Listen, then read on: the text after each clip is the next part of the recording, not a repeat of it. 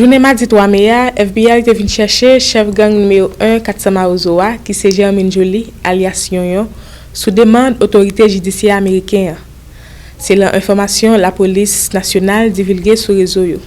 Chef gang nan gen plusieurs accusations sous doli qui sorti dans le tribunal district USA pour district Columbia. D'après ça, PNH fait connaître chef gang ça te gen un mandat international de yel. Canal 11 a toujours là pour informer sur tout ça qui a passé dans le pays d'Haïti.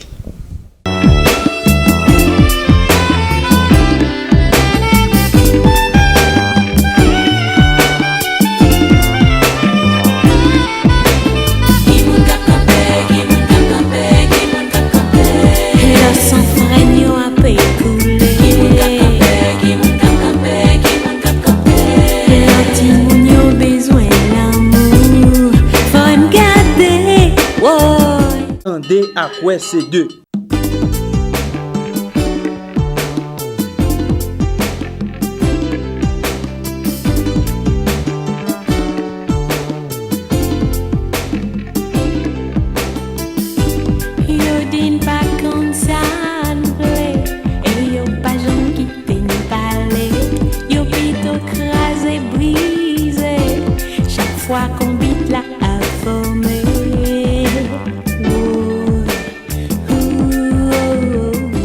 Chers représentants et représentantes de la presse, monsieur le représentant du parquet de Port-au-Prince, est approfondi. Et surtout de conserver votre indépendance en tant que quatrième pouvoir face aux interférences des acteurs politiques et des acteurs privés. Mesdames et messieurs, je profite de l'occasion pour saluer l'engagement des personnes et des structures qui œuvrent constamment en faveur de la défense de la liberté d'expression et de la liberté de la presse en Haïti. Je saisis également cette occasion pour réitérer l'engagement du Haut-Commissariat des Nations Unies aux droits de l'homme à accompagner les acteurs qui œuvrent en faveur de la sécurité des journalistes, ainsi que pour mettre fin à l'impunité des crimes commis contre ces derniers. Je ne saurais terminer mon propos sans remercier l'Ordre des avocats de Port-au-Prince, ainsi que l'ensemble de nos collègues des Nations Unies, des associations de défense des droits de l'homme qui se sont pleinement investis pour la réussite de cet événement. Je vous souhaiterai à tous une excellente journée. Merci. Monsieur le responsable du bureau de l'UNESCO en Haïti, Monsieur le représentant du Haut-Commissariat des Nations Unies aux droits de l'homme, Messieurs et dames du barreau de l'Ordre des avocats de Port-au-Prince, Messieurs et dames des organisations de défense des droits humains, confrères et consoeurs de la presse, Mesdames, Messieurs, à vos titres, grades et qualités.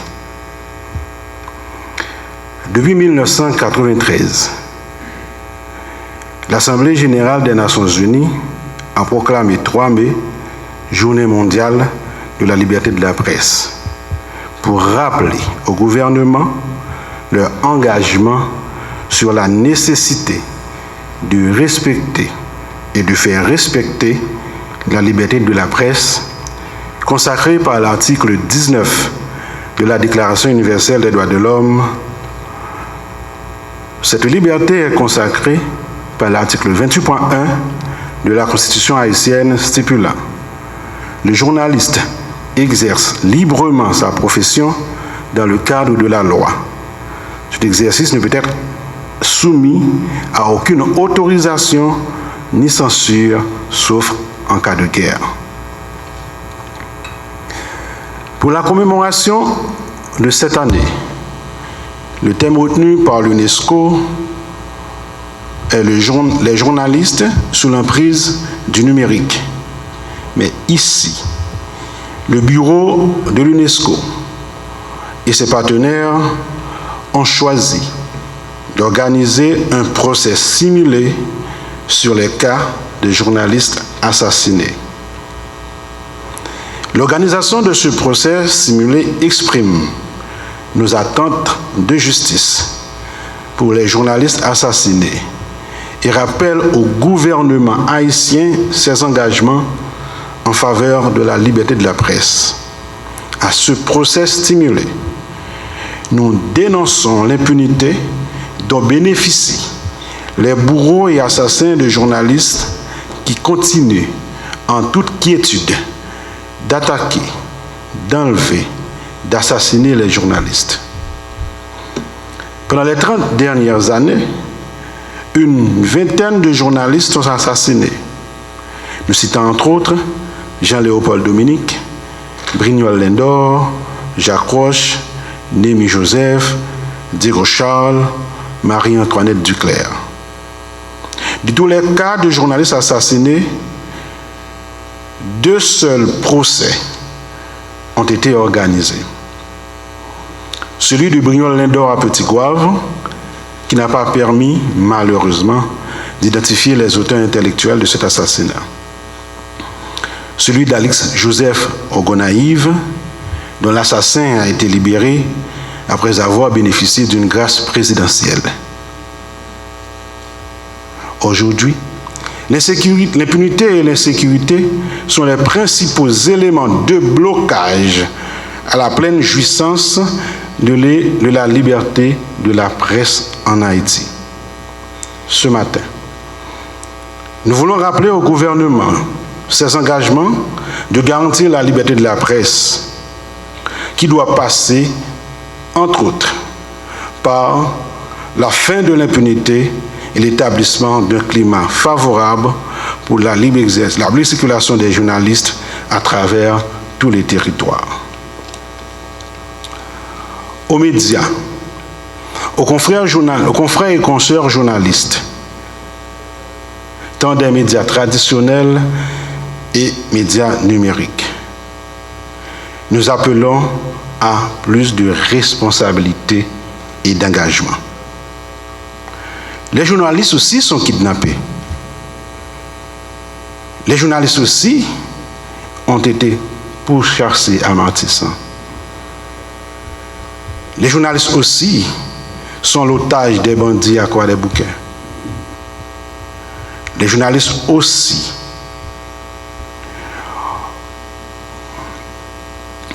ont risqué leur vie tous les jours pour se rendre pour prendre les mornes de Saint-Jude et de Taraz, pour laisser Carrefour et se rendre à la capitale.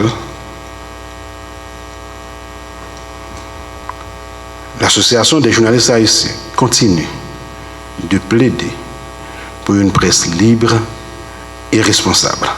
Merci. Monsieur le représentant de l'organisation, Madame la bâtonnière de l'Ordre des avocats de Port-au-Prince, Maître Suzy Legros, chers conseillers et confrères, Monsieur le représentant de l'Organisation internationale de la francophonie, Monsieur Emmanuel Adjovi, Monsieur le représentant du Haut Commissariat des Nations Unies aux droits de l'homme, Monsieur Arnaud Royer, Monsieur le représentant de l'UNESCO, Monsieur Elmedi Haj Mousta, Honorable doyen du tribunal de première instance de Port-au-Prince, Maître Bernard Saint-Ville, Monsieur le commissaire du gouvernement près le parquet du tribunal de première instance de Port-au-Prince, Maître Jacques Lafontan, empêché et représenté par Maître Gérald Norgues, Mesdames, Messieurs de la presse, parlée, écrite, télévisée et en ligne, Mesdames, Mesdemoiselles, Messieurs, chers invités, en vos titres, grades, rangs, qualités et compétences, bonjour.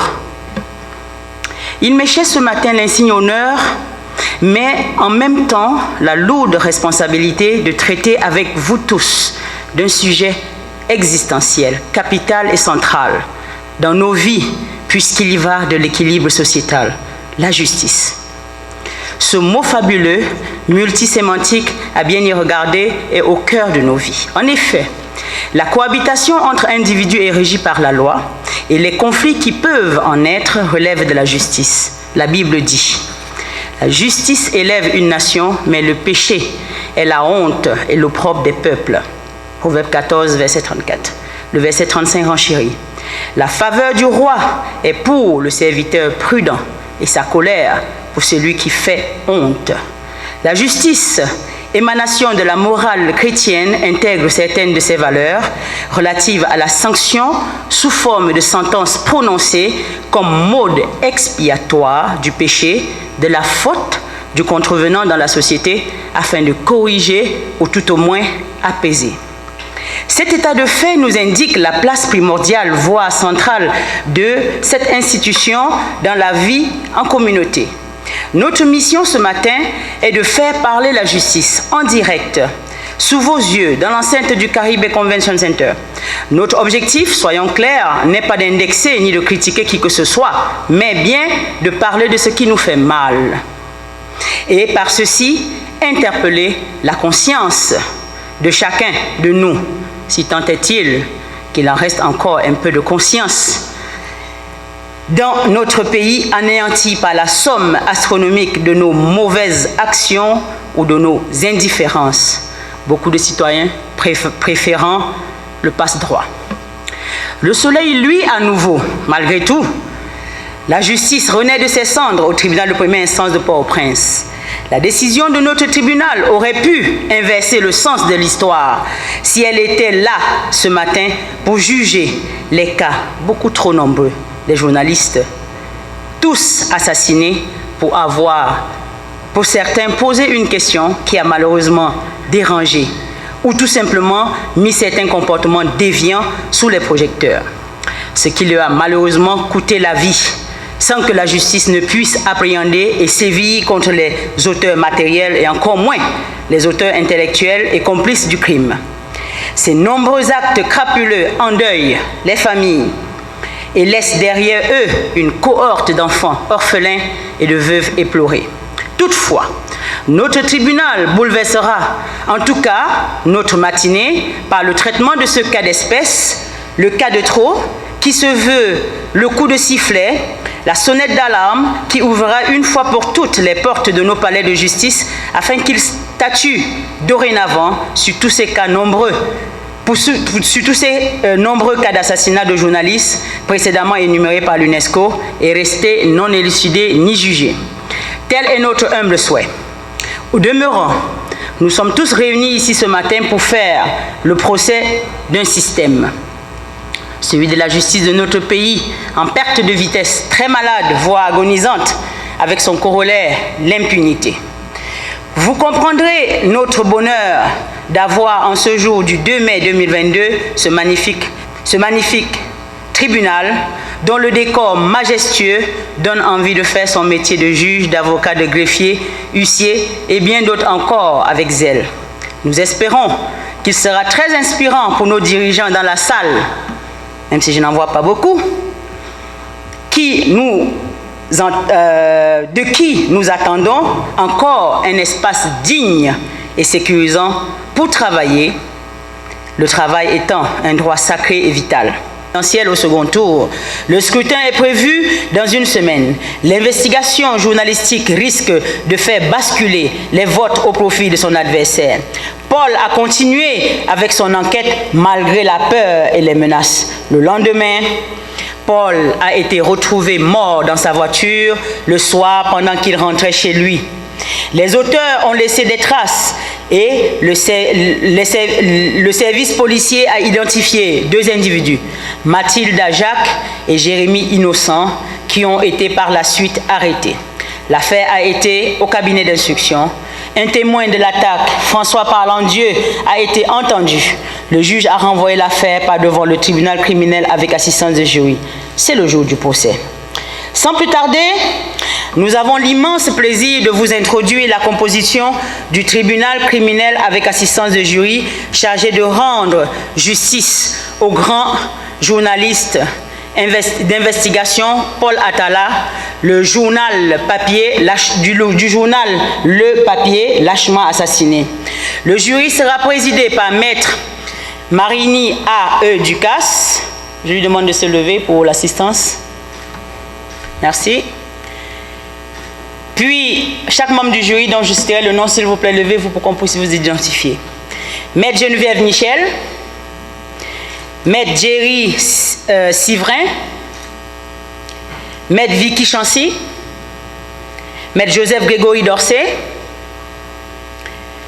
Maître Angelo Samuel Pierre, Francis Rubin, Darline Moïse,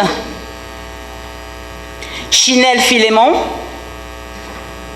Natessa Cassagnol, Adenson Lumé, Ansley Léov Dirini. Merci. Dans le rôle de témoin, et je leur demande aussi de se lever, Maître Emmanuel Saint-Juillet, Maître Roulet Florestan. Dans le rôle de greffière, Maître Jenan Félix Désir. Dans celui d'huissier, Monsieur David Morancy. Dans le rôle d'accusé, Maître Emmanuel Monosier et Mélissa Saint-Fleury. Dans le rôle de la partie civile, Madame Jacqueline Février Atala, représentée par Maître Price N. Ducasse, Maître Ducasse, et Maître Laetitia Saint-Louis. Maître Laetitia. Alors, dans le rôle de la partie défenderesse, nous aurons ses avocats, Maître Jean Barnave Chéron et Maître Fonceline Estève. Le ministère public sera assuré par Maître Néhémie Jean-Baptiste et Jean Berry Dumé Cosméus. Mais rassurez-vous, le glaive de la justice est entre de bonnes mains. Le tribunal sera présidé par le juge Martel Jean-Claude. Applaudissez-le. Merci, magistrat. Mesdames, Mesdemoiselles, Messieurs, honorables invités, en vos grades et rangs respectifs, bonne écoute.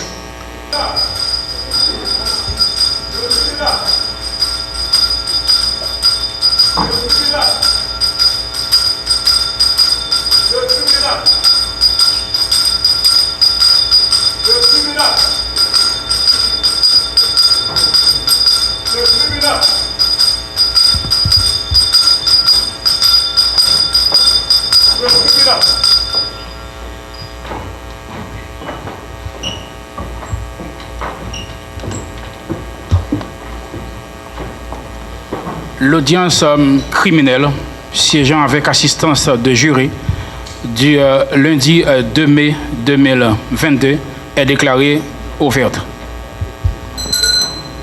Maintenant, vous allez décliner vos noms, prénoms, âge, domicile, lieu de naissance et profession. D'abord, on va commencer par l'accusé. Comment? Je suis Mathilda Jacques, 24 ans, née à Pétionville, de profession styliste. Vous avez quel âge, Mathilda? 24 ans, maître. D'accord. Okay, moi, je suis. Maintenant, on va passer par l'accusé Jérémy Innocent. Moi, je suis Jérémy Innocent, né le 10 février 1981, âgé de 32 ans. Premièrement, la nommée Mathilda Jacques, née le 28 mars 1996 à Petite-Rivière de l'Artibonite, âgée de 24 ans, styliste de profession, de religion baptiste, mariée, mère d'un garçon de 3 ans, demeurant et domiciliée à Pétionville, rue Villa numéro 13. Deuxièmement, le nommé Jérémy Innocent, né le 10 février 1990 au Cap-Haïtien, âgé de 32 ans, homme d'affaires, de religion catholique, marié, père de 3 enfants, demeurant et domicilié à Delma 65, rue Luman, numéro 4. Vu toutes les pièces. Lettre de plainte adressée au juge d'instruction du 6 janvier 2020. Procès verbal de constat dressé par le juge de paix de Pétionville le 5 janvier 2020. Inventaire des pièces à conviction dressé par le greffier du tribunal de paix de Pétionville.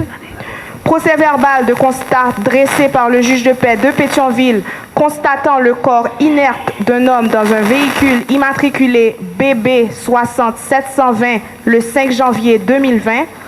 Procès verbal de l'information préliminaire du 8 janvier 2020. Procès verbal du 30. Attendu qu'il résulte de l'audition des témoins François Palandieu et Jacques Pascal que Mathilda Jacques et Jérémy Innocent ont commis l'assassinat sur le journaliste d'investigation. Attendu qu'au terme de l'information, il se révèle que l'ensemble des faits reprochés aux nommés Mathilda Jacques et Jérémy Innocent ont pour base des indices concluants.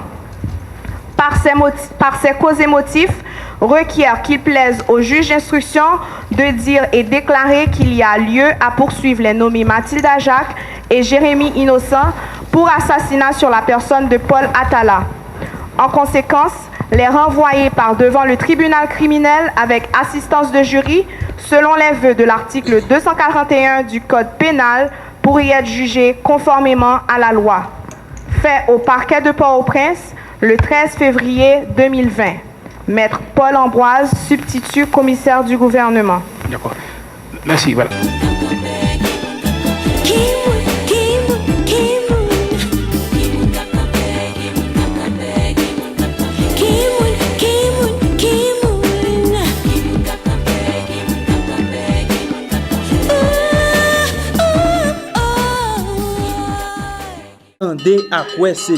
Je remercie le vice-président de la Banque mondiale, M. Carlos Felipe Amarillo, pour son engagement et sa disponibilité à appuyer les autorités haïtiennes dans leur volonté de placer le pays sur la voie du développement. Nous avons échangé sur les priorités du pays et les perspectives de financement que la Banque mondiale compte octroyer à Haïti. Ces échanges ont été très fructueux, car ils vont permettre de consolider davantage la coopération entre Haïti et la Banque mondiale dans les prochaines années. Le portefeuille de la Banque mondiale en Haïti comprend 19 opérations pour un total engagé de 1,1 milliard de dollars. Il passera d'ici juin 2022 à 1,3 milliard de dollars grâce à de nouveaux financements. Les programmes de la Banque mondiale s'inscrivent dans les priorités définies par le gouvernement et se concentrent dans les secteurs suivants: l'agriculture et la sécurité alimentaire, les infrastructures, notamment le transport, les énergies renouvelables, l'eau et l'assainissement, l'économie numérique, la bonne gouvernance, la santé, l'éducation et la protection sociale. Nous sommes reconnaissants de l'appui technique et financier fourni rapidement par la Banque mondiale pour répondre à la situation d'urgence dans les départements affectés par le séisme du 14 août 2021 et par l'ouragan Grace. À cet égard, le gouvernement se réjouit de la contribution de 194 millions de dollars américains de la Banque mondiale lors du sommet des fonds donateurs le 16 février 2022 pour le financement de la reconstruction de la péninsule Sud. Nous avons également discuté de la bonne performance du portefeuille des projets avec un taux de décaissement satisfaisant. Nous avons convenu de travailler ensemble, le gouvernement et la Banque mondiale, pour améliorer l'exécution des projets par l'engagement de toutes les parties prenantes et identifier les difficultés pouvant entraver leur mise en œuvre ou compromettre les objectifs de développement à long terme. Il faudra également apporter des solutions adaptées aux résultats escomptée en rapport avec les priorités stratégiques du pays. Nous félicitons d'une manière générale la Banque pour son leadership dans la lutte contre la COVID-19. C'est donc, pour moi, l'occasion d'exprimer mon appréciation du retour physique en Haïti d'une partie importante du personnel de la Banque mondiale. Merci beaucoup. Bonjour. J'ai vraiment heureux d'être ici. C'est ma première fois ici en Haïti. Et je voudrais remercier son Excellence, Monsieur le Premier ministre, Dr Ariel Henry, pour l'audience qu'il a bien voulu nous accorder et au cours de laquelle nous avons échangé nos points de vue sur les perspectives de développement économique et social d'Haïti. Au cours de cet entretien avec Monsieur le Premier ministre, nous avons noté les grandes orientations de la politique du gouvernement.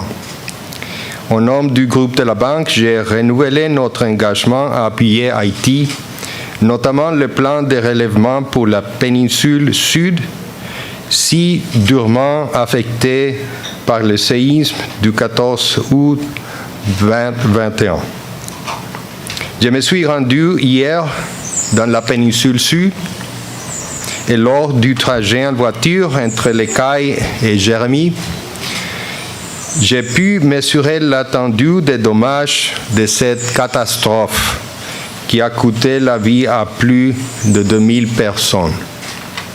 Nous avons traversé les ponts de Jérémie à pied. J'ai aussi pu constater l'admirable énergie mise par la population à reconstruire leur vie, appuyée dans leur démarche par des agents de l'administration extrêmement compétents et motivés, qu'ils se soient au dispensaire de santé de la Borde ou dans l'atelier de transformation du manioc de la coopérative agricole de la Cape aux Cayes. C'est pour ces populations vulnérables que la Banque mondiale s'est engagée à hauteur de 190 millions de dollars américains pour financer le plan de relèvement de la région, soit un tiers du montant total annoncé à la conférence des donateurs de février 2022. L'enjeu de cette aide sera de s'assurer que ces financements atteignent ceux qui ont le plus besoin dans les meilleurs délais. Lors de ma visite de la commune de Dushiti dans la Grande Anse, j'étais très encouragé de constater que les ménages les plus vulnérables et ceux affectés par le tremblement de terre avaient commencé à recevoir les premiers cash transfers.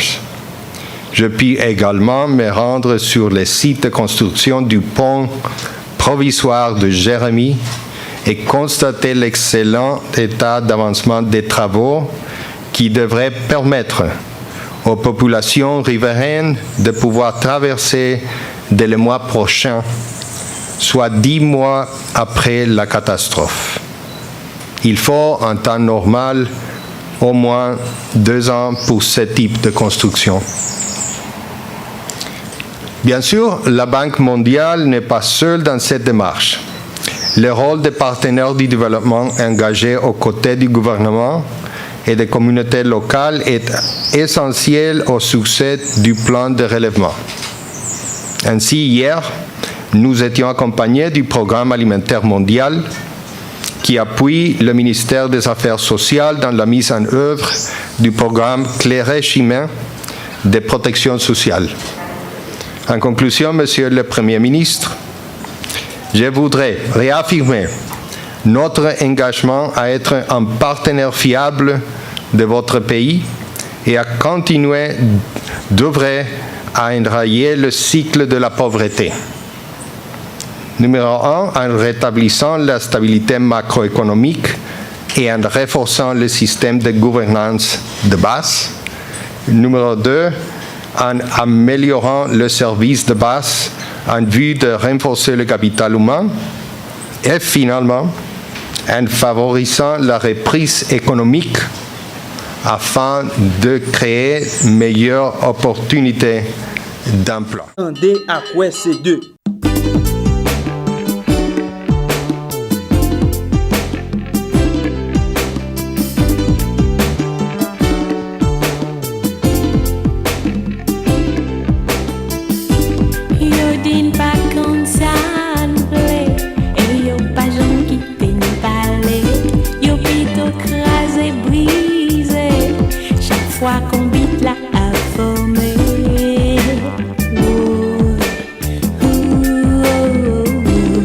Non, moi, c'est Gisèle Désiré, commissaire divisionnaire.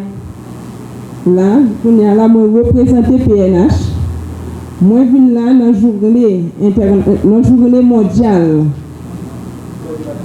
de la liberté de la presse pour me souhaiter à JH, pour me féliciter à JH de bon travail, la fait dans la société. Hein? Et puis, moi, souhaiter lui bon courage et souhaiter lui bien persévérer dans la mission.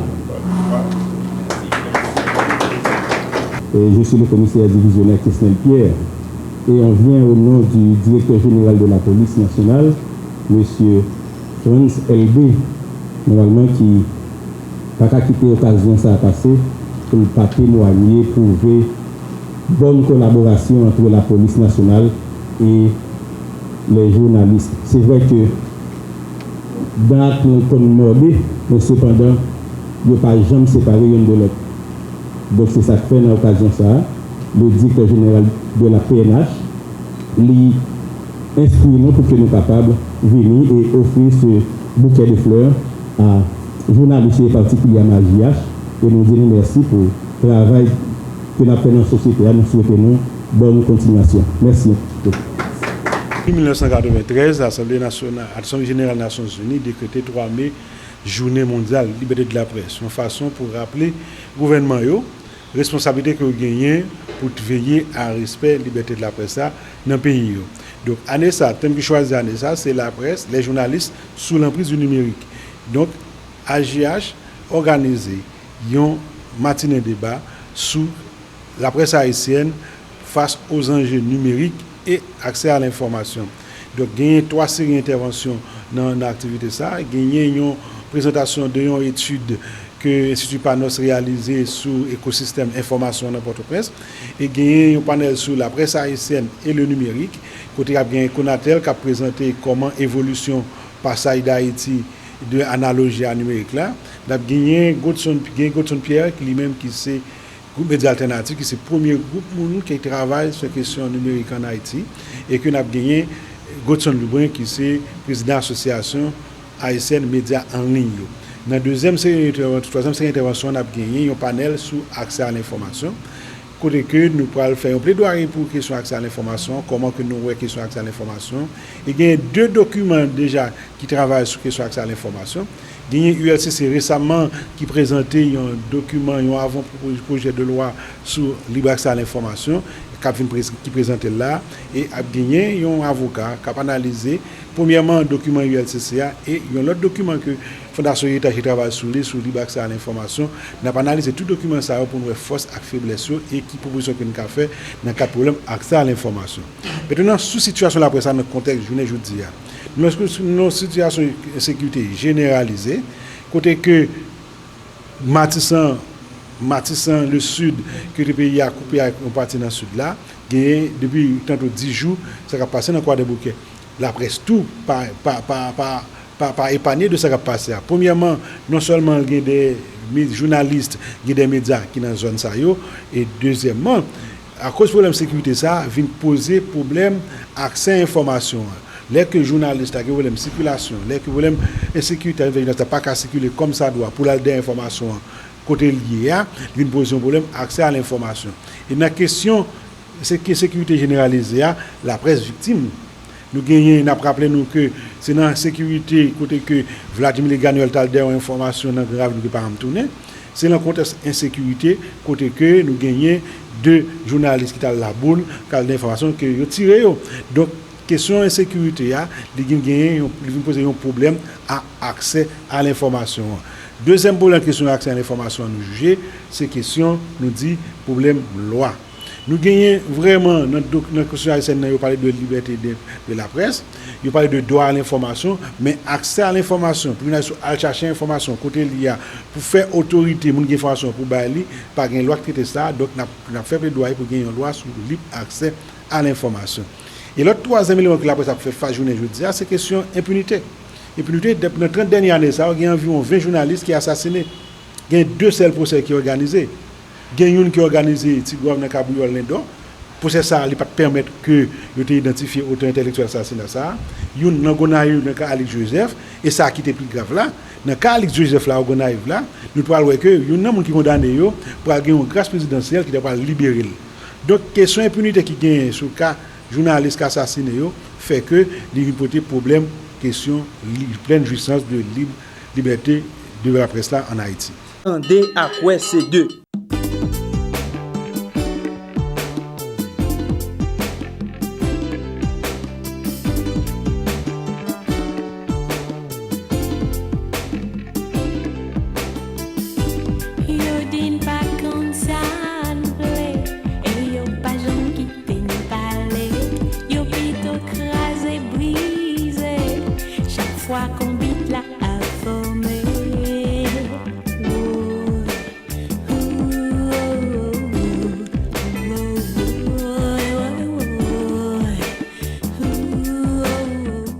Culturel de premier plan et responsable d'association, mesdames, messieurs de la presse, évidemment, j'ai fait un discours.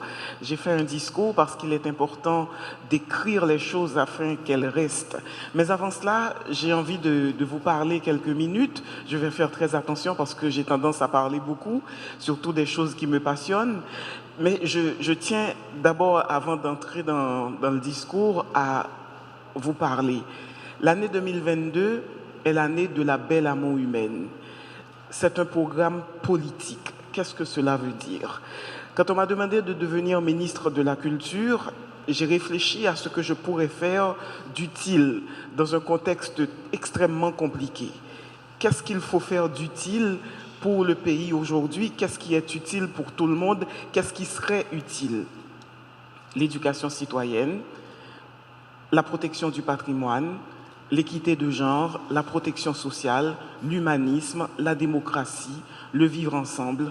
Beaucoup de thématiques qui concernent tout le monde, qui concernent Haïti aujourd'hui de manière cruciale par rapport à ce que nous vivons. Donc, l'année de la belle amour humaine, Jacques-Stéphane Alexis est Jacques-Stéphane Alexis avec son envergure, son grand talent, sa magie, sa flamboyance. Alors, nous avons déclaré, j'ai invité le ministre Maniga à m'accompagner dans cette belle aventure, l'année 2022, année de la belle amour humaine. Année de la belle amour humaine pour aborder toutes ces thématiques qui nous concernent, qui me concernent, qui vous concernent. Pourquoi je pense qu'elles vous concernent?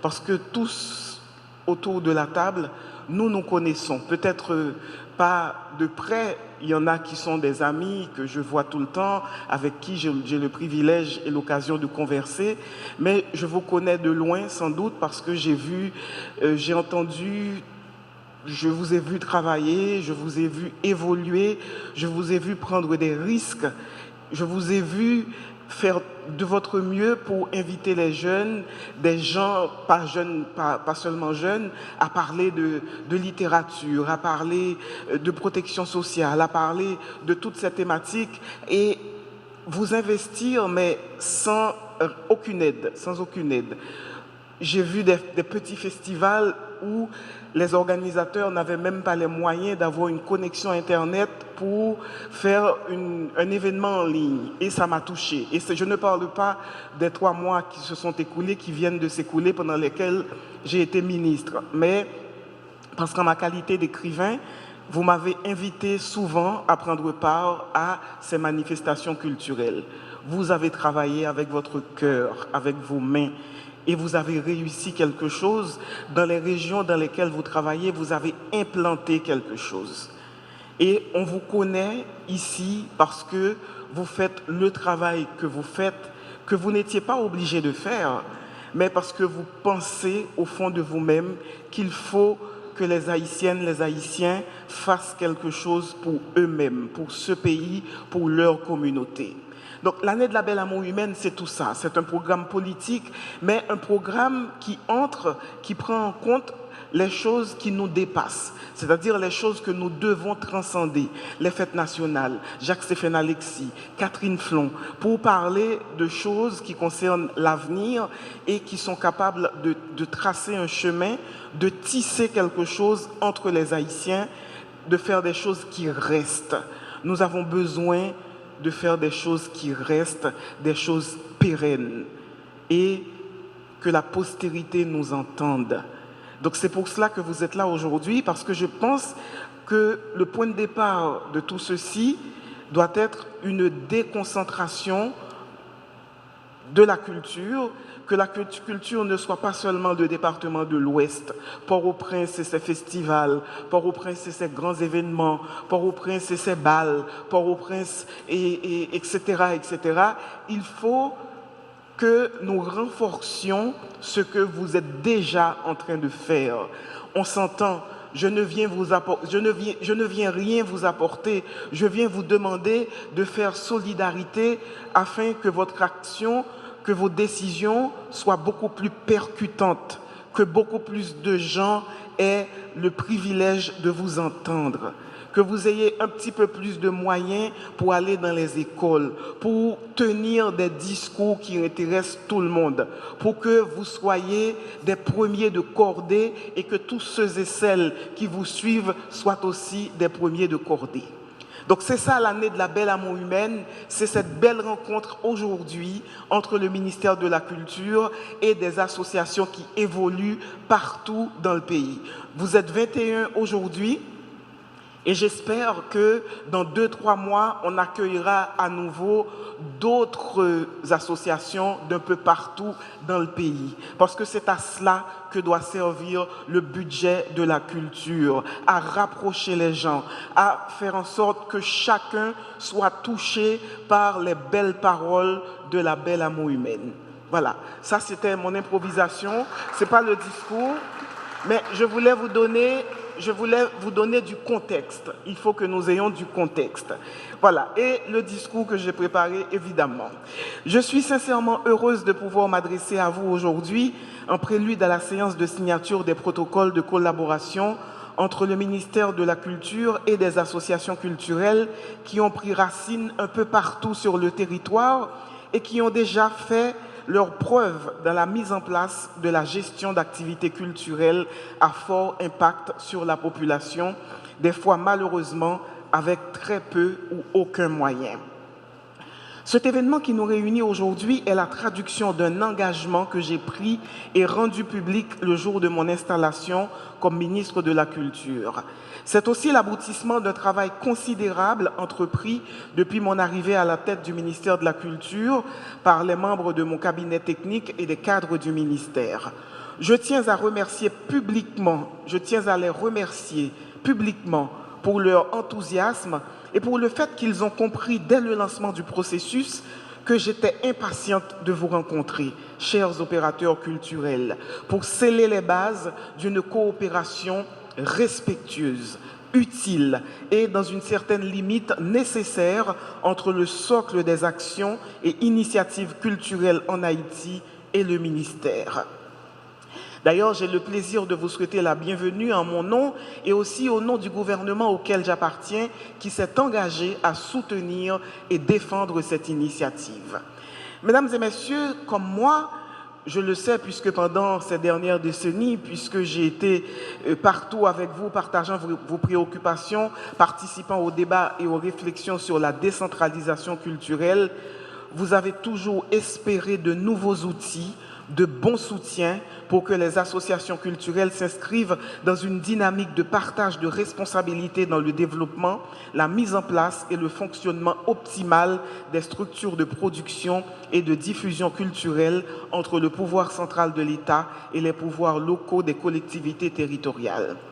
La culture, a besoin d'un terrain solidaire pour pouvoir remplir son rôle dans la cohésion sociale. La culture est et doit s'affirmer comme une expression de la solidarité, de l'ouverture vers les autres et de lien entre les membres de la population de toutes les régions et communes d'Haïti. Nous avons la responsabilité de combler le fossé entre les catégories d'Haïtiens discriminés ou favorisés en fonction de leur localisation sur le territoire ou leur statut social, académique et économique. Le gouvernement, notamment le ministère de la Culture, est convaincu que les actions culturelles doivent s'adapter aux réalités et aux besoins des populations de toutes les régions. Ainsi, elles permettront d'intégrer tous les Haïtiens et de commencer à réparer les torts causés pendant des siècles à des générations de nos compatriotes.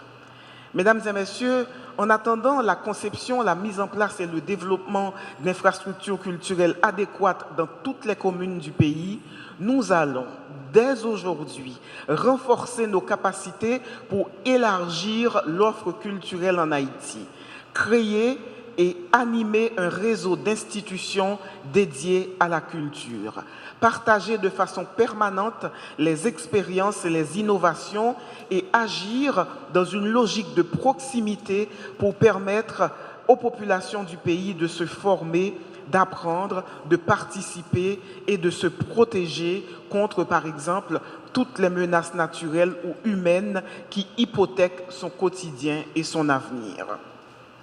Le ministère est confiant et mise beaucoup sur cette interconnexion culturelle que nous sommes en train de consolider. Le ministère connaît ses responsabilités qui vont certainement évoluer avec votre collaboration.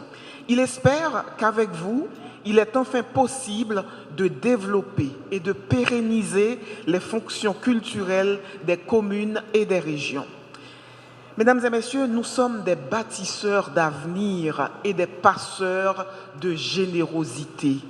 Il n'y a rien de plus gratifiant que d'accompagner des compatriotes qui ont besoin d'habiter et d'aimer un pays qui se donne les moyens de promouvoir les expressions culturelles et artistiques des régions, de magnifier les manifestations et les campagnes nationales, populaires, culturelles et patriotiques, de les étendre aux régions et de lutter contre toute forme d'exclusion culturelle.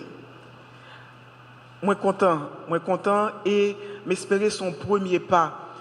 Et moi espérer que dans les prochaines semaines, dans les prochains mois, en pile monde pral senti gon bagay k'ap évoluer. C'est-à-dire ministère culture grâce à nous la tout côté dans le pays parce que nous pral porter parole générosité, vivre ensemble, démocratie, humanisme, protection du patrimoine, gestion risque et désastre, équité de genre, toutes questions ça question que me les questions qui dépassent nous parce que c'est pas des questions qui liées à des faits politiques immédiats. C'est-à-dire nous pas parler de gouvernement, nous pas parler de bagailles qui pas prêter.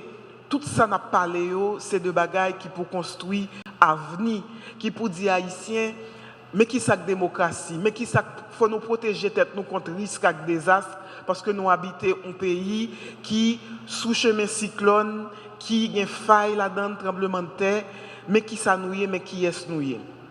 Belle parole ça c'est ça nous déjà qu'on habitué dit les n'a fait et festival en lisant les n'a fait festival littérature créole les n'a fait café philo les n'a fait un bon bagaille que nous pourrons continuer dire mais plus fort et nous pourrons essayer les n'a dit pour plus monde tendre pour plus monde tendre pour plus monde comprendre que nous devons habiter pays nous ou l'autre gens et nous devons batailler pour vivre nous l'autre gens parce que nous pas l'autre pays parce que pas aucun autre pays sur la terre qui nous à deux bras l'ouvrir même j'en noté qu'on pensait longtemps une série de Eldorado qu'on nous arriver nous pour vivre l'autre gens non le monde c'est ça lié aujourd'hui et puis gros parti pris nous c'est construire la caille nous construire pour les nouvelles générations merci en pile. à quoi c'est deux. À toutes et à tous, merci de votre présence ici à cette cérémonie finale de remise des prix dans le cadre du concours national d'affiches pour les projets à bon droit. Donc c'est une occasion pour vous remercier pour votre présence et pour exprimer mes sentiments de gratitude à l'endroit des acteurs de la société civile et de la presse qui sont engagés dans la défense des droits humains en Haïti. En Haïti, comme vous le savez, les conditions de détention sont très compliquées et le non-respect des droits civils et politiques des personnes privées de liberté représente l'un des aspects les plus critiques en termes de défense des droits de l'homme. La situation dans les prisons est une situation extrêmement difficile avec un taux de détention préventive prolongé qui est très élevé et qui nous préoccupe beaucoup. C'est pour ça que Progetto Mondo, en partenariat avec le RNDDH et avec le soutien de l'Union européenne, qui est le bailleur des fonds de ces projets, ont démarré l'initiative À Bon Droit. À Bon Droit, c'est un projet de 34 mois qui a démarré en février 2020. Donc nous sommes presque à la fin de l'exécution de ces projets. L'objectif du projet À Bon Droit, c'est de renforcer l'état des droits en Haïti avec une approche orientée à la participation de la communauté, de la société civile et au renforcement en même temps des acteurs du système de justice en Haïti. Les projets vont en ligne droite avec les priorités de l'État haïtien et aussi avec le nouveau code pénal qui devrait rentrer en vigueur en 2022, qui vise à la réduction de la détention préventive prolongée et aussi à la promotion des mécanismes alternatifs à la détention préventive prolongée, qui frappe aussi beaucoup les groupes les plus vulnérables comme les femmes et les mineurs.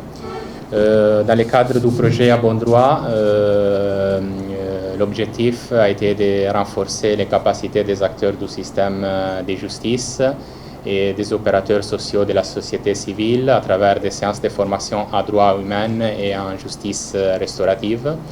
Et en même temps, les partenaires RNDDH a fait plusieurs activités de monitoring dans les tribunaux et dans les prisons, à travers aussi la publication des rapports de monitoring. Et le projet a aussi contribué à la mise en place et au renforcement des cellules communales de renforcement des droits des personnes privées de liberté dans 5 juridictions du pays. Notamment, le projet travaille dans les départements de l'Artibonite, dans les communes de Saint-Marc et de Gonaïves, dans la commune d'Enche, dans le plateau central, et dans la commune de Jacmel et de l'Écaille dans les départements du sud et du sud-est. En même temps, le projet prévoit une envergure nationale en ce qui concerne la campagne de communication sociale, donc c'est dans ce sens que nous sommes ici. Le projet a déjà réalisé un concours national de spots radiophoniques en décembre. Et l'objectif de cette campagne, c'est de conscientiser et de sensibiliser la population sur la thématique de la détention préventive prolongée et les droits des personnes qui se trouvent en situation de détention préventive prolongée, en vue un peu de favoriser un changement de paradigme qui puisse favoriser la réintégration des anciens détenus une fois libérés. En effet, dans le cadre du projet À Bon Droit, nous avons mené aussi des activités dans les établissements pénitentiaires visant l'assistance légale, psychosociale et des séances de formation au profit des 129 mineurs et femmes qui se trouvent dans les prisons du pays. Malgré en Haïti, il y a des structures dédiées aux femmes et aux mineurs comme la prison de Sermicole et les cabarets.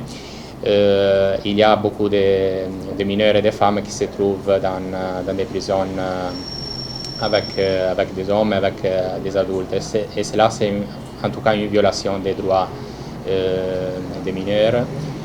Et donc c'est pour ça que les projets cherchent dans un moment très difficile dans lequel il y a plusieurs grèves des acteurs de justice, dans lesquels les systèmes de justice ont des dysfonctionnements, les projets cherchent de favoriser l'assistance légale pour améliorer la condition de ces groupes cibles. Donc, pour terminer mon propos, je tiens encore à vous remercier pour votre présence. Je tiens aussi à remercier les participants du concours d'affiches qui ont produit des travaux de très bonne qualité. Et aujourd'hui sera l'occasion de procéder à la présentation du travail de la gagnante ou du gagnant, et aussi de faire la remise des prix. C'est aussi l'occasion pour remercier le RNDDH pour l'organisation de l'événement et aussi pour son engagement constant en défense des droits des personnes privées de liberté, des garanties judiciaires et des droits humains en général en Haïti. Et je remercie également les membres du jury qui nous ont accompagnés dans le processus d'évaluation, et aussi l'Union européenne qui est le bailleur des fonds de ces projets. Donc je vous remercie encore et je vous souhaite une bonne suite dans le cadre de cette conférence de presse. Donc merci beaucoup et bonjour à toutes et à tous. Je vous souhaite la plus chaleureuse bienvenue et je vous remercie pour votre présence aujourd'hui lors de la cérémonie de remise des prix du concours national d'affiches sur le thème « La loi garantit mon droit à vivre en tant que personne, que je sois en prison ou ancienne détenue ». J'en profite également pour remercier publiquement tous les participants et toutes les participantes qui ont pris partie au concours. Et je me félicite aussi au nom aussi de l'équipe des projets avec les finalistes pour avoir rejoint l'étape finale et donc pour être ici aujourd'hui avec nous. Comme déjà annoncé, les présents concours s'inscrivent dans l'activité des projets portant sur l'organisation d'une campagne de sensibilisation de l'opinion publique sur la défense et la promotion des droits des personnes en conflit avec la loi et contre la stigmatisation des anciennes détenus afin de favoriser leur réintégration socio-économique. Il s'agit d'une campagne qui a débuté en novembre dernier avec les concours des spots radiophoniques portant sur les mêmes thèmes. Les présents concours ont une portée nationale en priorisant les 6 communes cibles du projet à bon droit, c'est-à-dire Port-au-Prince, Les Cayes, Jacmel, Saint-Marc, Enche et Gonaïves. L'objectif général du concours, c'est de sensibiliser et conscientiser l'opinion publique à travers ses citoyens et ses citoyennes sur leur rôle clé dans la défense des droits des personnes en conflit avec la loi et contre la stigmatisation des anciennes détenues. Pour rejoindre cet objectif, on a encouragé les professionnels et amateurs du graphisme et de l'infographie, les caricaturistes et dessinateurs à s'engager personnellement dans les thématiques du concours. On a donné la possibilité à la société civile de s'exprimer par les biais des œuvres des participants et participantes au concours sur l'importance de la défense des droits des personnes en conflit avec la loi et contre la lutte contre la stigmatisation des anciennes détenues. Et enfin, on a encouragé la participation toujours de la société civile à un événement contribuant à formater leur niveau de conscience sur la question clé du concours. En ce qui concerne dans les détails le déroulement du concours, les participants ont soumis une affiche et l'affiche du gagnant ou de la gagnante sera exposée au niveau des locaux des Progetto Mondo, RNDDH et des organisations de la société civile engagées dans les projets, ainsi que dans les bureaux publics des communes cibles tels que les tribunaux, les universités des droits, les bureaux d'assistance légale. alors que la version numérisée de la fiche du gagnant ou de la gagnante sera diffusée sur les réseaux sociaux des Progetto Mondo et RNDDH. Les concours a débuté mi-février, donc on a organisé une phase préparatoire. Après, il s'est déroulé sur l'évaluation en 2 tours, donc un premier tour d'évaluation en mars, donc début mars jusqu'à la fin de mars plus ou moins, où un jury d'experts indépendants ont voté, ont donné des notes aux affiches soumises, et les jurys étaient composés de 3 membres, donc M. Marco De Cesari pour Progetto Mondo, Madame Roby Georges Cécilaire pour RNDDH et un expert en communication graphique, c'est-à-dire M. James Peterson Joachim. Pour la désignation des 6 finalistes, une fois désignés les finalistes, leurs œuvres ont été soumises au vote du grand public, c'est-à-dire de l'opinion publique, l'opinion de la société civile, sur les réseaux sociaux, donc sur la page Facebook des Progetto Mondo Haïti. Et du coup, aujourd'hui, nous sommes dans la 4e phase, donc la phase finale du concours, où dans la prochaine intervention, on va dévoiler les notes des finalistes et surtout les gagnants ou la gagnante du concours. Donc, merci beaucoup. Merci. C'est un certificat pour 6 finalistes. Et Joshua, c'est une finaliste qui est présent jeudi. Okay. D'accord. Et là maintenant, nous allons passer dans la 2e étape là, qui c'est carrément dit qui est qui gagne. Avant que nous disions qui est qui gagne, nous avons quand même dit nous que 3 derniers finalistes, c'est carrément comme ça. Nous gagnons Kelly Colin, qui lui-même était obtenu 52,58. Pas oublier que nous dit que gagnons jury, Jean-Claude Caterina t'a dit nous, des jurys à t'a note, et gagner sur les réseaux sociaux possibilité que nous peut voter. Donc là maintenant, les nous compiler 2 notes moyenne que Kelly Colin fait, c'est 52,58 que nous fait notre finale. Et ça c'est pour nous que nous fait pour la presse que nous fait copie affiche. Attendez à quoi c'est 2.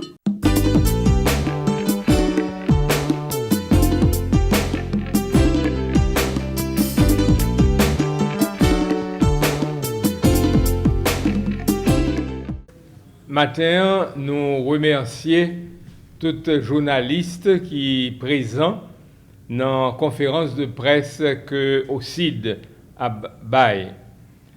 Nous excusons l'absence M. Abdonel Doudou qui en général là avec nous dans la conférence de presse parce que malheureusement il est retenu au Cap Haïtien à cause d'un travail de recherche que l'a fait qui pourra le rendre indisponible pendant près de 2 à 3 mois. Mais il est avec nous en pensée, jeudi. Il est remplacé par M. Rico Chéristin, qui fait partie de Jury Média et qui lui-même il était toujours aidé nous comme coordonnateur des projets de l'OCID. Mais jeudi, pratiquement, là comme membre du comité de pilotage en remplacement de M. Doudou pendant les 2 ou 3 mois que l'I a fait recherche ça. Alors, nous toujours remet au niveau de OCID informer la presse et à travers la presse informer le grand public et informer tous décideurs dans le pays de tout travail que nous avons fait, des résultats de travail ça parce que comme nous connaissons nous-mêmes au niveau de OCID, nous voulons bailler des informations de qualité.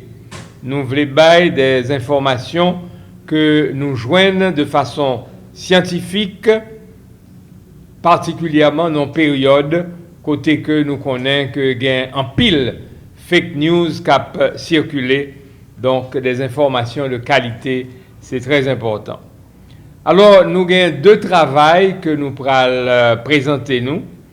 Premièrement, il y a un travail que nous faisons avec l'appui de l'Organisation internationale de la francophonie, OIF. C'est un suivi de l'environnement politique et sécuritaire du pays de janvier à avril. Et c'est M. Rico Chéristin qui pourra le présenter. Ensuite, moi-même, je vais venir avec un deuxième travail que nous faisons. C'est un regard sur la politique, sur les politiques publiques que le pays a mettait en œuvre, n'est-ce pas, pendant la période de 2018 à 2021. Et c'est moi-même qui pourra présenter le travail ça. Et nous parlons bientôt, il y a un communiqué de presse que OCID fait sorti jeudi. Et nous parlons tout commencer, un plaidoyer pour que gagner une plus grande performance de l'action publique en matière de politique publique. Eh bien, information que nous parlons là, nous tirons à partir d'un projet que nous relais Initiative de contrôle citoyen de l'action publique en Haïti. Et projet ça nous fait lire avec l'appui de National Endowment for Democracy, une organisation américaine qui collaborait avec OCID, n'est-ce pas, depuis plusieurs années. Donc, fois ça, nous mettons accent sur les politiques publiques. Parce que malheureusement, c'est un concept que nous sommes capables de dire, gouvernants nous, dirigeants nous, ils n'ont pas véritablement intégré et ils n'ont pas mis en œuvre. Mais nous prenons faire constat ça sur une période limitée de 2018 à 2021. Et nous prenons centrer regard nous sous trois domaines. Premier domaine, c'est sécurité avec état de droit. Deuxième domaine, c'est lutte contre la corruption et l'impunité. Et troisième domaine, c'est l'énergie. Alors, nous avons fait appel à trois experts, trois spécialistes dans la question ça. Pour sécurité et état de droit, nous avons fait appel à M. James Boyard, que certainement nous connaissons, qui souvent intervenu dans la presse sur affaires sécurité et affaires internationales. Nous avons fait appel tout à Maître Dilia Lemaire pour la question de lutte contre la corruption et l'impunité, et qui c'est un monde qui était membre du Conseil supérieur du pouvoir judiciaire. Et finalement, pour la question énergie, nous avons fait appel au docteur Jean Jumeau, qui était ministre, n'est-ce pas, de l'énergie à un moment de la durée. Premièrement, spécialiste ça pour faire une analyse critique de politique publique dans trois domaines ça. Deuxièmement, nous allons former un certain nombre de cadres tirés des partis politiques et des organisations de la société civile.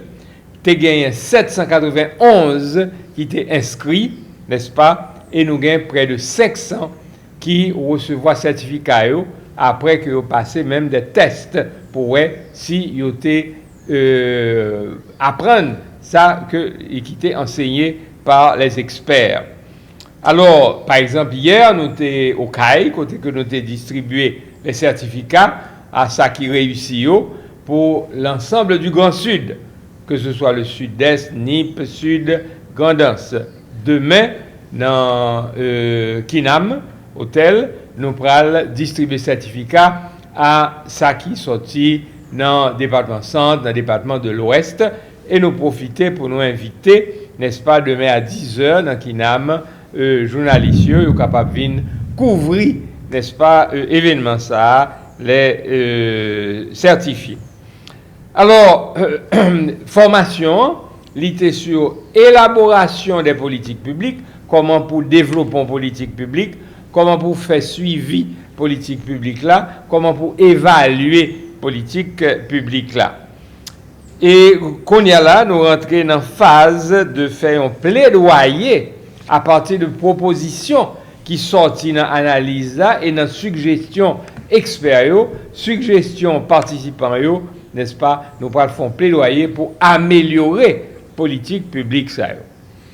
Alors, qui ça nous capable de tirer de toute expérience ça? Premièrement, son diagnostic sur l'État haïtien aujourd'hui. Eh bien, nous sommes capables de dire, ça nous remarquer, c'est que son l'État qui est faible, son l'État qui est incapable pour répondre à besoins élémentaires population. Gagné une organisation qui relève The Economist Intelligence Unit, qui est basée à Londres, et bien qui fait une évaluation de système politique dans tout pays dans le monde. Et certainement, récemment, il a fait une analyse sur Haïti. Il a regardé plusieurs aspects. Eh bien, il a regardé l'aspect fonctionnement gouvernement, fonctionnement administration publique là. Eh bien, ça va étonner nous que il bail Haïti dans le domaine ça, c'est-à-dire fonctionnement gouvernement, de 0,7 sur 10. Ça veut dire que nous, loin de faire moyenne, nous, tellement gouvernement a mal fonctionné. Eh bien, nous sommes capables de voir quelques indicateurs qui sont sortis dans l'analyse critique que l'expert a fait. Pendant ces dernières années, nous sommes arrivés à une moyenne de 1300 assassinats par année dans le pays. Nous sommes arrivés à une moyenne de 600 kidnappings par année. Et aujourd'hui, il même augmenté. Ben, ça a son moyenne que lié. Donc, nous, ouais, ça sont des indicateurs qui montrent que les bagailles n'ont pas marché, que l'État n'a pas fait travail, il est incapable de faire travail. Ou bien il n'a pas fait travail non plus. Au niveau de l'énergie, pendant la période ça, de 2018 à 2021, nous avons quelques réalisations qui faites particulièrement en milieu rural, côté grand pile section communale qui gagne électricité, parfois 24 sur 24, parfois 12 heures sur 24, etc. Grand pile belle petite réalisation qui fait. Mais au niveau urbain, nous sommes capables de dire c'est la catastrophe. Particulièrement avec annonce, nous sommes capables de dire intempestive, le président a fait 24 sur 24, 7 jours sur 7, eh bien, mon vient encore plus découragé parce que il n'y a pas de l'électricité du tout. Ou très peu. Eh bien, sur le plan de la corruption, ça nous constater, c'est que pas gagné une volonté réelle pour combattre la corruption et une grande faiblesse des institutions, particulièrement de la justice. Même le ULCC fait une enquête, il a envoyé dossier dans la justice, pratiquement pas gain suivi, n'est-ce pas, pour condamner coupables, n'est-ce pas, pour condamner les gens qui gagnent des arrêts de débat, des barres comme ça. Et puis ça nous constate tout, c'est que dans les domaines tant que sécurité, pas gagner une véritable politique publique en matière de sécurité. Pas une politique publique en matière de justice non plus. Ou gain des plans, et même là, plans yo pas mettre en application. Et c'est pas étonnant, sous pas gagner une politique publique, que pas une appropriation des différents acteurs, puisque pas même gagné. Donc, il n'y a pas capable d'approprier. À ce moment-là, ça arrivait, c'est que il y a une attitude de pompier. Dès que y a un problème qui arrive, chaque monde dégagé, gens connaît pour résoudre le problème là, parce que pas gagné une politique. Et souvent, les actions sont incohérentes par rapport aux besoins de la population. Si on apprend, par exemple, ça qui est arrivé Village de Dieu, n'est-ce pas, où est que y a acheté des blindés qui pas correspondent à puissance de feu, n'est-ce pas, de gangs et de bandits.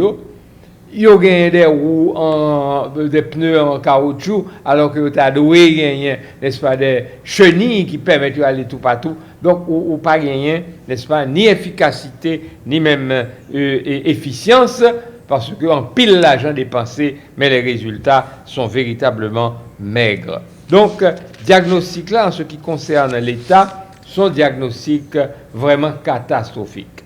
Maintenant, nous venons avec des propositions. Dans le document que nous remettons, nous avons 26 propositions que nous faisons. Mais, je dis à nos papes Guetta pour nous présenter les 26 propositions, nous prenons seulement sous 6 propositions seulement. Eh bien, premièrement, ça nous constate, c'est que la plupart des organes de gestion de l'État, des organismes publics, eh bien, ils sont trop dépendants de la politique partisane. C'est pour ça que nous recommandons comme proposition que les organismes publics doivent être autonomes, ils ne pas dépendre de la politique partisane.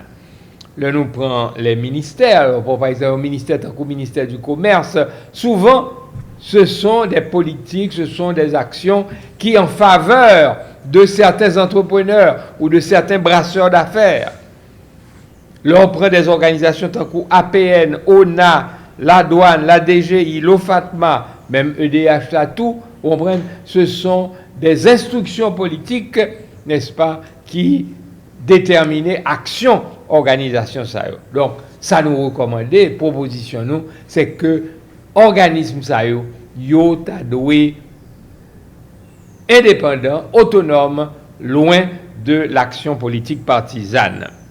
Deuxième proposition que nous faisons, c'est que les instances publiques yo doué gagner un financement adéquat qui permette de faire travail yo. Par exemple, la police, le financement de la police est insuffisant. Mais non seulement il est insuffisant, mais il est mal distribué. Il y a un pile analyste économique, tant que Kessner-Farrell, par exemple, qui montrait que, eh bien, presque tout l'argent allait dans le fonctionnement, dans payer salaire. Alors que, il n'y a pas gagné investissement, ni dans équipement pour protéger policiers, ni pour bailler, n'est-ce pas, les outils suffisants pour être capable de faire travail. Donc, l'argent est insuffisant et le mal distribué. En plus de cela, nous voyons par exemple que la justice en général, c'est à peu près 1% du budget national que ils joignent, alors que le législatif, qui gagne à peine quelques députés, quelques sénateurs, ils joignent jusqu'à 5% de budget et sont l'argent que ils gaspillé. Donc, bagaille mal distribué. Et ça nous recommandait particulièrement, non seulement que l'argent est suffisant, mais nous recommander que gagner, ça nous relève un budget programme. C'est-à-dire, budget, ce n'est pas simplement un budget de moyens pour dire temps pour salaire, temps pour immobilisation, temps pour équipement, etc. Non. Il faut que, on dit, par exemple, ou gagner un programme fait au niveau, je dirais, de l'électrification rurale, mais combien d'argent vous mettez pour lui? Pour ce qui concerne le renforcement, n'est-ce pas, de la présence de l'État dans les zones de non-droit, mais combien d'argent nous mettez pour lui par programme, fonds budget programme. Malheureusement, ce n'est pas ça qui fait, et c'est pour ça que le programme n'a pas jamais aucun résultat sérieux. Donc, première proposition, c'est l'autonomie des instances de l'État. Deuxièmement, moyen et que moyens orientés vers les programmes. Troisième proposition que nous venons, c'est venir avec une communication qui fait preuve de transparence et d'équilibre. Or, malheureusement, ça nous constate, c'est que gagner une forme d'opacité au niveau de l'action publique. Nous ne connaissons pas ça qui a passé. Or, et non seulement opacité, mais leur communication plus semble en propagande que l'y semblait, n'est-ce pas, un véritable effort d'information. Or, il faut que les dirigeants se rappellent que leur boss, leur patron, c'est le peuple haïtien qui non seulement nomme élu, mais baille l'argent à travers taxes et impôts pour faire le travail que rien pour faire.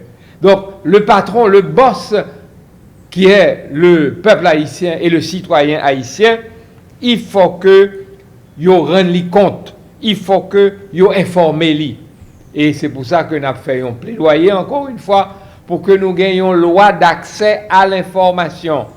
Et que si vous demandez un responsable de l'administration publique une information que le papa rouli, on doit avoir recours à une instance qui est capable même sanctionner le fonctionnaire ça.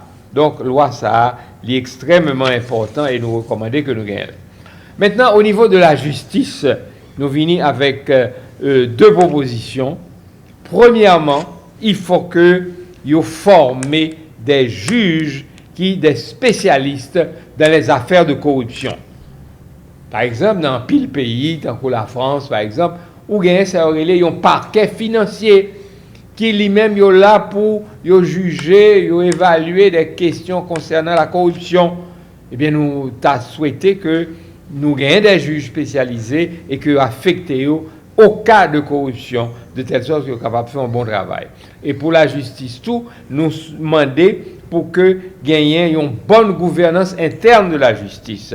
D'après la Constitution haïtienne, c'est le Conseil supérieur du pouvoir judiciaire qui, pour évaluer le travail juge, déterminer si pour renouveler le mandat juge, si pour mettre de côté parce que yo manqué intégrité, yo manqué sérieux, etc. Aujourd'hui, le gouvernement haïtien pas bail CSPJA les moyens pour faire travail ça, si bien que ces gouvernements, ces ministres de la Justice qui souvent ont fait travail d'évaluation et de sanctions par rapport aux juges. Et dernier point, on a arrêté sous 5, eh bien, dernier, ça nous recommandait, c'est pour être capable renforcer le processus de déclaration de patrimoine. C'est vrai que une loi pour tout le monde qui est responsable à un certain niveau pour faire déclaration de patrimoine avant au point de job là et leur quitter job là, mais malheureusement pas gagner des sanctions qui prend contre monde qui pas fait déclaration ou bien qui t'a fait des déclarations frauduleuses et pas même gagner un examen sérieux de ces déclarations pour qu'on ait si déclaration est vraiment valable ou si c'est une déclaration qui est fausse. Donc, nous demandons que vous êtes capable d'appliquer des sanctions. Et nous t'as souhaité même que vous étendent exigence de déclaration de patrimoine ça aux candidats, particulièrement aux candidats à la présidence, candidats au Sénat, à la députation, etc. Par exemple, on a regardé, n'est-ce pas, élection présidentielle en France là, fait là, eh bien, toutes 12 candidats à la présidence, ils ont venus avec déclaration de patrimoine, n'est-ce pas? Nous connaissons ça qui a 5 millions d'euros, ça qui a un demi-million, etc. Mais tout le monde est présenté. Eh bien, moi, je crois que nous avons fait un bagage comme ça tout. Ça t'a permis de nous éliminer une série de monde déjà qui ne peuvent venir régler en rien, n'est-ce pas? Donc, si nous avons appliqué ça. Alors, jeudi, nous constituer un réseau à travers tout le pays, à partir de monde qui recevoir formation ça, sur l'évaluation, l'élaboration des politiques publiques, nous formons un réseau pour nous capables de faire plaidoyer pour ces 26 propositions et particulièrement pour quelques-unes des propositions que nous sommes citées là, pour comprendre, pour capable de gagner une justice qui fonctionnait mieux, pour capable de gagner beaucoup plus de dirigeants qui font déclaration de patrimoine, pour que nous capables de gagner des instances publiques qui ont un financement adéquat, qui montrent que sont indépendants de la politique partisane et qui font bonne communication. Et nous inviter tout journaliste qui est là avec nous, journée aujourd'hui, n'est-ce pas, pour y participer à travail de plaidoyer ça. Nous capables à sous site au site là, au site haïti.org, à l'onglet publication, nous avons toute analyse critique que experts ont fait sur les domaines que nous avons mentionnés. Ça capable d'alimenter nous, parce que c'est pas simplement transmettre ça mundi, mais nous-mêmes, en tant que journalistes, en tant que citoyens haïtiens, nous capables de préparer des dossiers, n'est-ce pas? Préparer des dossiers sur ces questions, parce que nous pensons particulièrement dans la période électorale qui est pour venir, nous ne connaissons pas qui l'a venir, mais le est pour venir quand même, eh bien, si nous-mêmes nous préparons des dossiers sur ces questions, sécurité, état de droit, lutte contre la corruption, lutte contre l'impunité, énergie, eh bien, nous sommes capables d'aider à ce que campagne électorale là, l'Ivini, une campagne qui est capable d'aider le pays, n'est-ce pas, à choisir de bons dirigeants et faire nous trouver des dirigeants qui sont capables de faire le pays aller de l'avant. Merci beaucoup. Attendez à quoi c'est deux.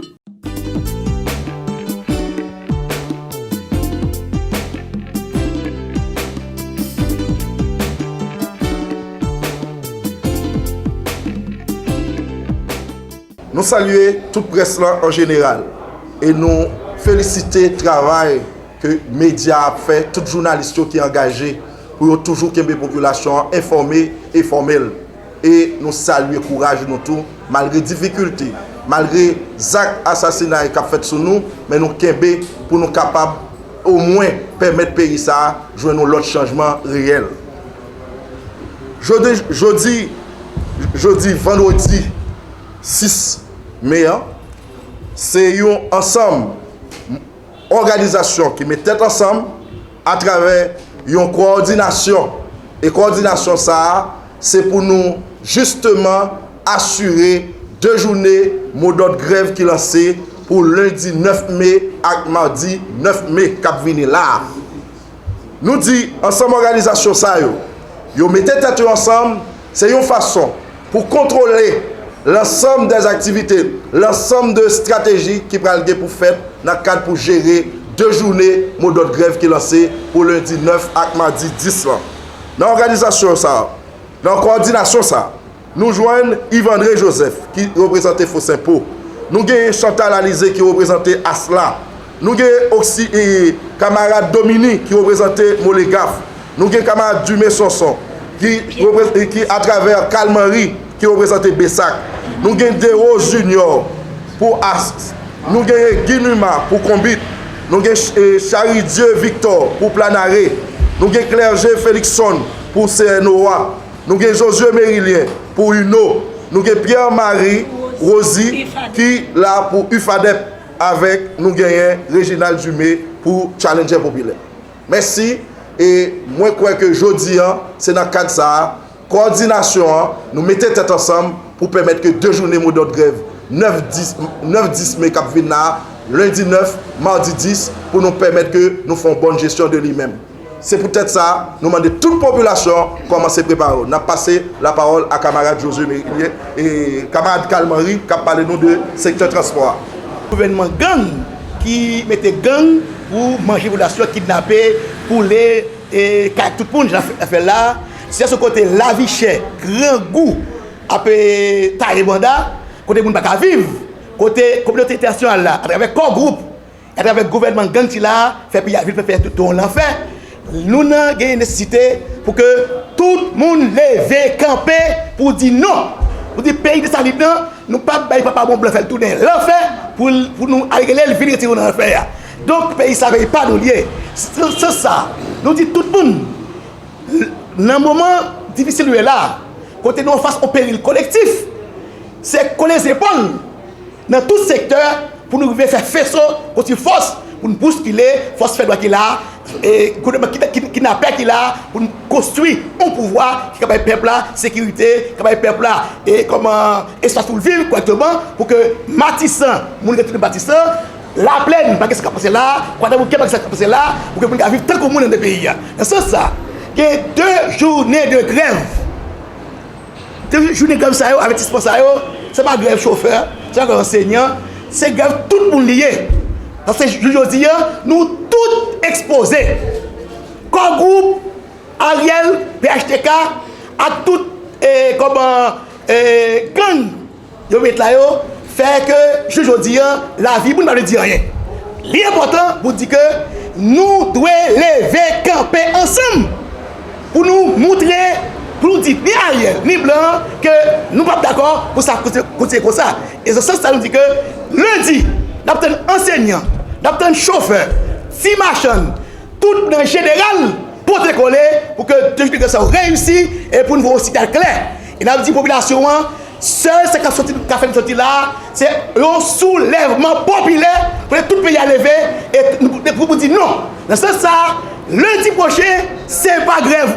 Aucun secteur, c'est que la population, nous dit tout le monde, lundi, rendez-vous sous béton pour nous dire non. Merci beaucoup. Attendez à quoi c'est deux.